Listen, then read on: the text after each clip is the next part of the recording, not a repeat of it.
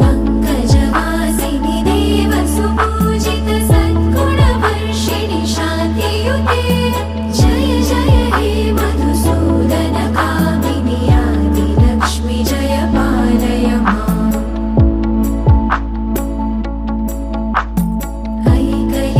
ऐकलिकल्मषनाशिनि कामिनि वैदिकरूपिणि वेदमये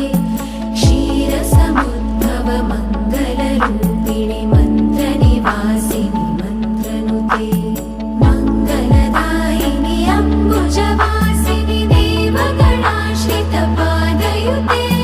जय जय हे मधुसूदन कामिनि धान्यलक्ष्मि जय पालय माम्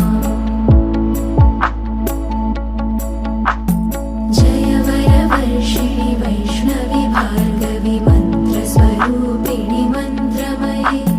सुरगणपूजित शीघ्रफलप्रद ज्ञानविकासिनि शास्त्रनुते